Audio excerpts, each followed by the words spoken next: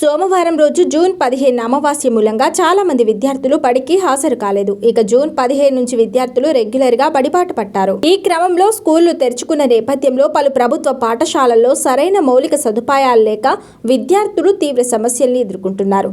అంతేకాకుండా సీఎం రేవంత్ రెడ్డి ఇటీవల రాష్ట్ర వ్యాప్తంగా ఉన్న 27,000 ప్రభుత్వ పాఠశాలల్లో 23,000 పాఠశాలలను మూసివేయాలన్న ప్రకటనపై ఏబీవీపీ సీరియస్ గా తీసుకుంది. దీనిపై నిరసనను తెలియజేస్తూ జూన్ 23న తెలంగాణ వ్యాప్తంగా బంద్కు పిలుపునిచ్చింది. ముఖ్యంగా అన్ని ప్రభుత్వ పాఠశాలల్లో మెరుగైన మౌలిక సదుపాయాలు, ఖాళీల భర్తీ, ప్రైవేట్ పాఠశాలల్లో ఫీజుల నియంత్రణ, ఎన్ఈపీ 2020 అమలు చేయాలని ఏబీవీపీ విద్యార్థి సంఘం డిమాండ్ చేసింది.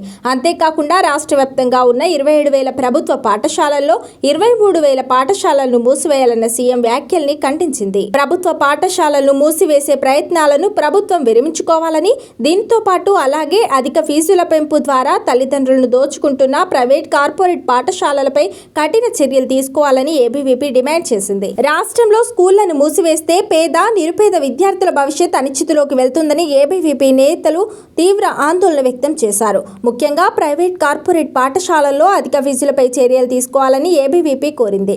ప్రభుత్వ పాఠశాలల్లో ఉపాధ్యాయ ఖాళీలు భర్తీ చేయాలని కోరింది. ప్రైవేట్ పాఠశాలల నుంచే పుస్తకాలను తప్పనిసరిగా కొనుగోలు చేయడం, విద్యా హక్కు చట్టాన్ని అమలు చేయడంలో నిర్లక్ష్యం వంటి సమస్యలను పరిష్కరించడంలో ప్రభుత్వం విఫలమైందని ఏబీవీపీ నేతలు తీవ్ర విమర్శలు చేశారు.